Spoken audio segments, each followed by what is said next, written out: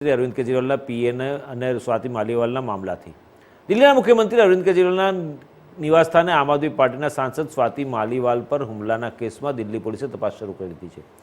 સ્વાતિએ ગુરુવારે સાંજે દિલ્હી પોલીસ સમક્ષ પોતાનું નિવેદન નોંધાવ્યું હતું। હવે દિલ્હી પોલીસની ટીમે અરવિંદ કેજરીવાલના પીએ વિભવ કુમારની શોધખોળ શરૂ કરી છે। વિભવ કુમાર પર સાંસદ સ્વાતિ માલીવાલ પર મારપીટ કરવાનો આરોપ છે। દિલ્હી પોલીસની 1 ડઝન જેટલી ટીમ વિભવ કુમારને શોધી રહી છે। વિશેષ સ્ટાફ ઉપરાંત ક્રાઇમ બ્રાન્ચ અને ઇન્ટેલિજન્સ યુનિટની ટીમો પણ વિભવ કુમારને શોધી રહી છે। સ્વાતિ માલીવાલે પોતાના પર થયેલા હુમલા અંગે દિલ્હી પોલીસને 7 પાનાની ફરિયાદ આપી છે। આ ફરિયાદમાં સ્વાતિ માલીવાલે જણાવ્યું હતું કે કેવી રીતે વિભવ કુમારે તેની સાથે મારપીટ કરી હતી। સ્વાતિ પર હુમલો થયો ત્યારે અરવિંદ કેજરીવાલ પણ ઘરની અંદર જ હાજર હતા, તેથી દિલ્હી પોલીસ તેમની પણ પૂછપરછ કરી શકે છે। પોલીસ સીએમ આવાસ પર હાજર સ્ટાફ અને સુરક્ષા કર્મચારીઓના નિવેદન પણ રેકોર્ડ કરી શકે છે। દિલ્હી પોલીસ મુખ્યમંત્રી આવાસની અંદર લાગેલા સીસીટીવી પણ ચેક કરશે। સ્વાતિ માલીવાલના આરોપો બાદ અરવિંદ કેજરીવાલે મૌન જાળવી રાખ્યું છે। દિલ્હી પોલીસના આપેલા નિવેદનમાં સ્વાતિ માલીવાલે કહ્યું કે તે સીએમ આવાસના ડ્રોઈંગ રૂમમાં ગઈ હતી ત્યાં રાહ જોઈ રહી હતી। દરમિયાન વિભવ ત્યાં આવ્યો અને ગાળો બોલવા લાગ્યો। તેણે કોઈ કારણ વગર થપ્પડ મારી, બૂમો પડવાનું મેં શરૂ કર્યું અને કહ્યું મને છોડો, જવા દો, પરંતુ તે સતત માર મારી રહ્યો હતો અને હિન્દીમાં વિભત્સ ગાળો બોલવાનું ચાલુ રાખ્યું। તેણે ધમકી આપી હતી અને કહ્યું કે હું તને પતાવી દઈશ। આમ આદમી પાર્ટીના રાજ્યસભા સાંસદ સ્વાતિ માલીવાલ પર થયેલા હુમલાના મામલામાં શુક્રવારે નવી ઘટનાઓ સામે આવી રહી છે। સૌથી પહેલાં માલીવાલે મેજિસ્ટ્રેટ સમક્ષ આ મામલે પોતાનું નિવેદન નોંધાવ્યું। ત્યાર પછી 13મી મેની આ ઘટનાનો માલીવાલનો એક કથિત વિડીયો સામે આવ્યો છે। આ વિડીયો સાર્વજનિક થયા બાદ માલીવાલે પ્રતિક્રિયા આપી છે। જો કે હવે આ કથિત વિડીયોને આમ આદમી પાર્ટીના સત્તાવાર ટ્વિટર એકાઉન્ટથી રીટ્વીટ કરવામાં આવી છે।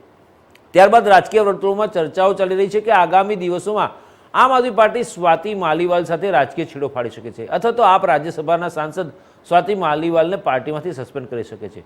જો કે સસ્પેન્ડ બાબતે હજુ કોઈ સત્તાવાર પગલાં લેવામાં આવ્યા નથી। 13મી મેના રોજ સીએમ હાઉસમાં સ્વાતિ માલીવાલ પર મારપીટનો આરોપ છે। અરવિંદ કેજરીવાલના નજીકના વિભવ કુમાર પર હુમલાના આરોપો લગાવવામાં આવ્યા છે। દરમિયાન શુક્રવારે 13મીની ઘટનાનો એક કથિત વિડીયો સામે આવ્યો છે। આ વિડીયોમાં જોવા મળે છે કે સ્વાતિ માલ મુખ્યમંત્રી નિવાસસ્થાનની અંદર બેઠી છે, જ્યાં કેટલાક કર્મચારીઓ તેમને બહાર જવા માટે કહે છે।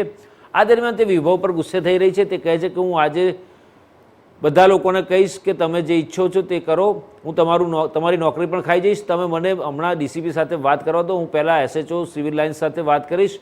જે થશે તે અહીં થશે। જો તમે મને સ્પર્શ કરશો તો હું તમારી નોકરી પણ ખાઈશ। આ દરમિયાન ત્યાં હાજર કર્મચારીઓ સ્વાતિને વિનંતી કરતા જોવા મળે છે। તેના પર સ્વાતિ કહે છે મેં હમણાં જ 112 પર ફોન કર્યો છે, પોલીસને આવવા દો, પછી વાત કરીએ। તેના સંદર્ભે કર્મચારીઓ કહે છે કે બહારથી પોલીસ પણ આવશે, અહીં અંદર નહીં આવે। સ્વાતિ કહે ના આવે, હવે જે થશે તે અંદર જ થશે, તે અંદર આવશે। જ્યારે કર્મચારીઓ સ્વાતિને બહાર આવવા વિનંતી કરે છે ત્યારે કહે છે ફેંકી દો, ઉઠાવીને બંને તમે ફેંકી દો। આ ટકલો સાલો। જોકે ઇન્ડિયા ન્યૂઝ ગુજરાત આ વિડીયોની પુષ્ટિ નથી કરતું।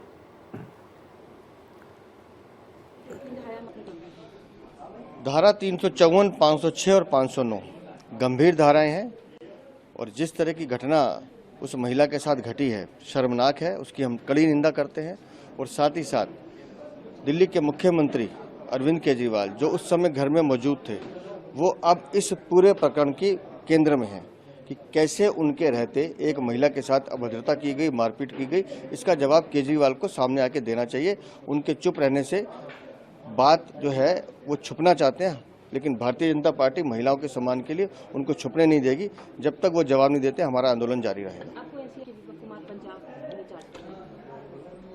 अरविंद केजरीवाल भ्रष्टाचार के आरोप में न्यायिक हिरासत में थे, अभी अंतरिम जमानत में हैं।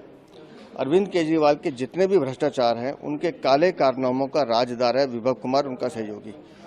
इसलिए मुझे लगता है कि विभव कुमार को बचाने के लिए अरविंद केजरीवाल किसी भी हद तक जाए। देखिए, जब कोई भी महिला के प्रति अत्याचार हो, मॉलेस्टेशन हो, शोषण हो, तो सबसे पहले एफआईआर दर्ज करना बहुत जरूरी है।